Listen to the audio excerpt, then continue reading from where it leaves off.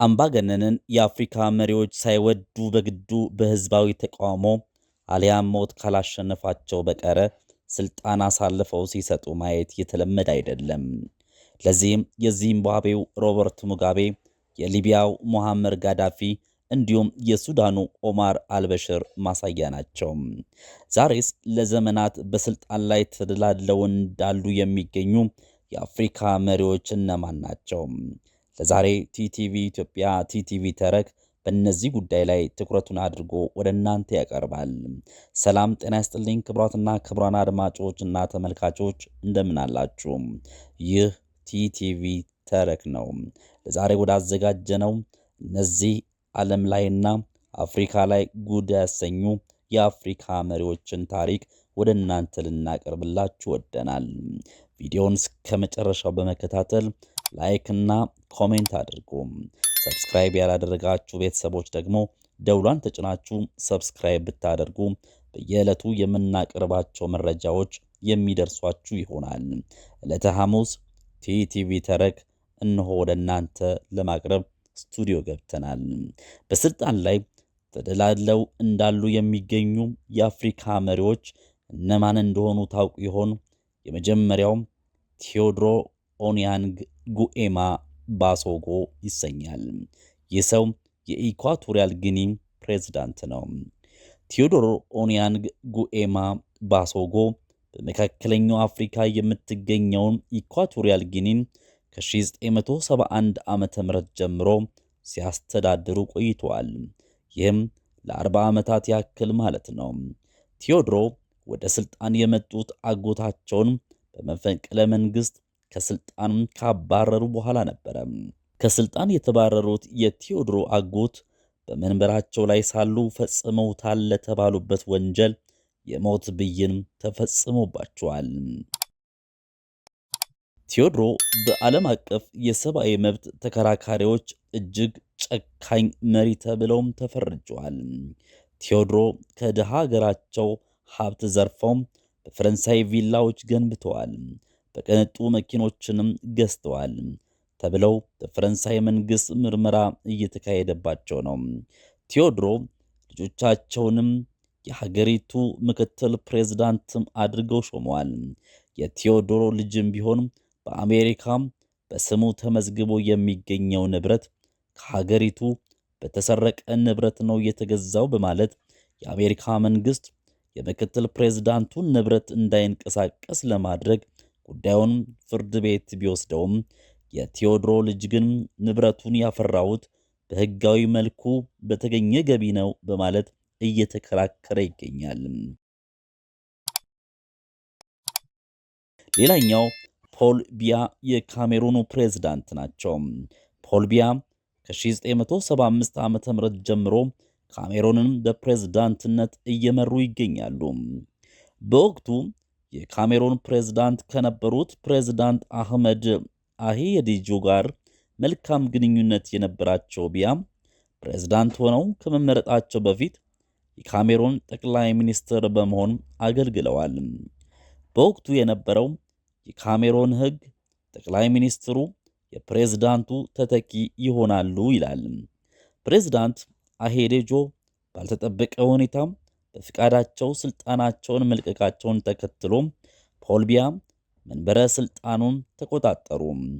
ቢያ በ1976 ዓመተ ምህረት ላይ እንደ አውሮፓውያን አቆጣጠር ማለት ነው የመፈንቅለ መንግስት ሙከራ ቢደረግባቸውም ሳይሳካ ቀርቷል። መንበረ መንግስታቸው ተቃውሞ የማይለየው ቢያ ከአንድ ዓመት በፊት በተደረገውና በተቀወጠው በታጀበው ምርጫ ለሰባተኛ ጊዜ አሸንፊያለሁ በማለት ካሜሩንን ማስተዳደራቸውን ቀጥለዋል።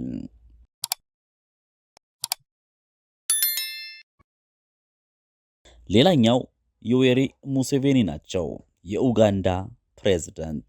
ሙሉ የመዝገብ ስማቸው ዮዌሪ ካጉታ ሙሴቬኒ ሲሆኑ ከ1976 ጀምሮ ኡጋንዳን በፕሬዝዳንትነት ሲመሩ ቆይተዋል።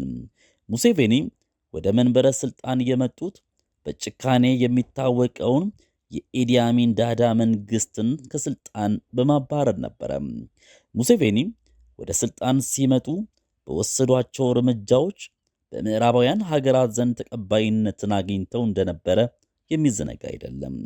ሙሴቬኒ ኤችአይቪ ኤድስን በመከላከል ረገድ ያስመዘገቡት ድል ብዙ ጊዜ ይወሳላቸዋል። በሰሜን ዩጋንዳ፣ ሱዳንና ዲሞክራቲክ ሪፐብሊክ ኦፍ ኮንጎ በስፋት የሚንቀሳቀሰውና በጆሴፍ ኮኔ የሚመራው ሎርድ ሬዚስታንስ አርሚ ለሙሴቬኒ ፈተና ሆኖ ቆይቷል።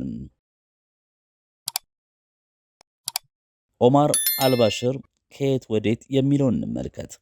ሎርድ ሬዚስታንስ አርሚዎች ዩጋንዳ በመድበለ ፓርቲ ዲሞክራሲና በአሰርቱ ትእዛዛት እንድትመራ ማድረግ ዓላማቸው አድርገው ይታገላሉ። የሙሴቬኒና የአሜሪካ ጦር የሎርድ ሬዚስታንስ አርሚ መሪ የሆነውን ጆሴፍ ኮኔን ለመግደል በርካታ ኦፕሬሽኖችን ቢያደርግም እስካሁን ጆሴፍ ኮኔ ያለበት አይታወቅም። ሙሴቬኒ በቅርቡ በሕገ መንግሥቱ ላይ ሰፍሮ የሚገኘውን ስልጣን ላይ የመቆየት የዕድሜ ጣሪያን ለማስቀነስና መንበረ ስልጣን ላይ ለመቆየት ባደረጉት ጥረት ከፍተኛ የሆነ ተቃውሞ ገጥሟቸዋል።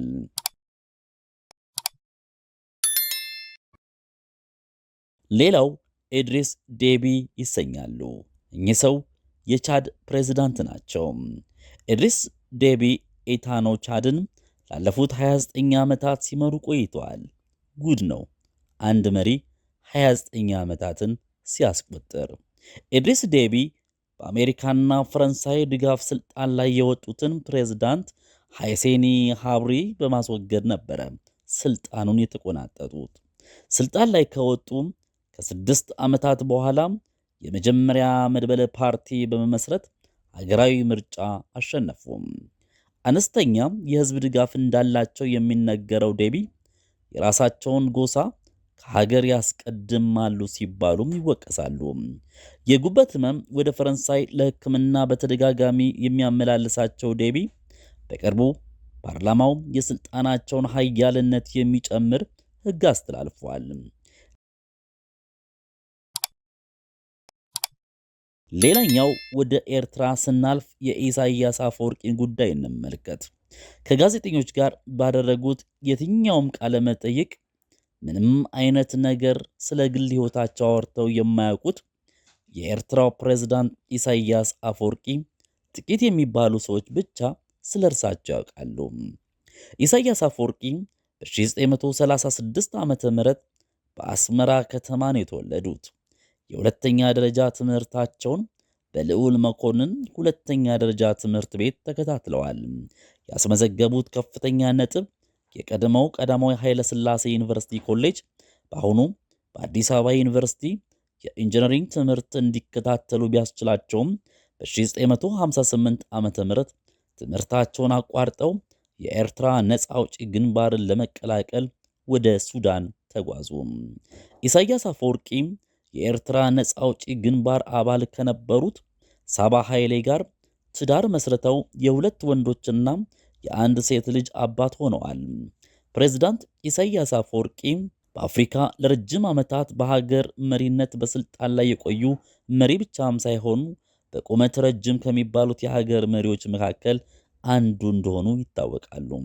የ1985ቱን ህዝበ ውሳኔን ተከትሎ ኢሳያስ አፈወርቂ የኤርትራ የመጀመሪያው ፕሬዝዳንትና የብሔራዊ ምክር ቤቱ ዋና ጸሐፊ ሆነው የተመረጡ ሲሆን ይህም የመንግስትን የሥራ አስፈጻሚና የፍትህ አካሉን በቁጥጥራቸው ስር እንዲሆን አስችሏቸዋል። ፕሬዝዳንት ኢሳያስ አፈወርቂ የሚመሩት ህዝባዊ ግንባር ለዲሞክራሲና ለፍትህ ፓርቲ በሀገሪቱ የሚገኘው ብቸኛው የፖለቲካ ፓርቲ ሲሆን ከመስራቾቹ መካከልም አንዱ እሳቸው ናቸው። በ1989 ዓመተ ምህረት ጸድቆ የነበረው ህገ መንግስትም ስራ ላይ ሳይውል ቀርቷል። በኢሳያስ አፈወርቂ የሚመራው የኤርትራ መንግስት በተለያዩ አጋጣሚዎች በሰብአዊ መብቶች ጥሰትና በሀገሪቱ ውስጥ ዲሞክራሲያዊ ለውጥ አላመጣም ተብሎ በተደጋጋሚ ይወቀሳል።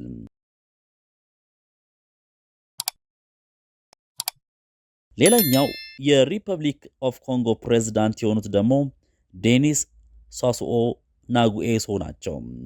ዴኒስ በሀገሪቱ ጦር አማካኝነት በ1970ዎቹ መጀመሪያ ላይ የሪፐብሊክ ኦፍ ኮንጎ ፕሬዝዳንት ተደርገው ተሰየሙ። ከ14 ዓመታት የስልጣን ዘመን በኋላ በተካሄደ ምርጫ ተሸነፉ።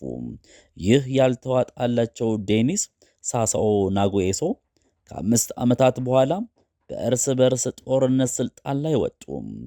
ከ3 ዓመታት በፊት በተደረገ ምርጫ ለሰባተኛ ጊዜ ምርጫ አሸንፊያለሁ በማለት ስልጣን ላይ ተደላድለው ተቀምጠዋል። በአጠቃላይ ለ38 ዓመታት ገደማ ስልጣን ላይ የቆዩት የዴኒስ ስልጣን ላይ ቆይታም ለማራዘም በማሰብ ሕገ መንግሥቱ እንዲሻሻል ማድረጋቸው ክፉኛ አስኮንኗቸዋል።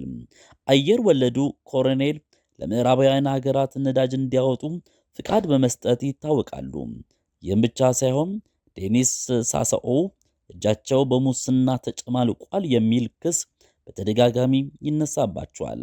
የፈረንሳይ ፍርድ ቤት ዴኒስ በፈረንሳይ ቅንጡ ቪላዎችና መኪኖችን አፍርተዋል በሚል ለቀረበባቸው ክስ ምርመራ እንዲካሄድም ትዕዛዝ ሰጥቶ እንደነበር ይታወቃል።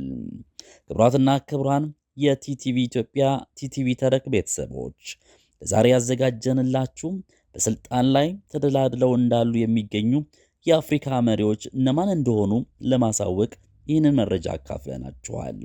በስልጣን ላይ ረጅም ከቆዩት ውስጥም ኢህአዴግንም መዘንጋት የለብንም። ከቅርብ ጊዜ ትውስታችን ለማለት ነው።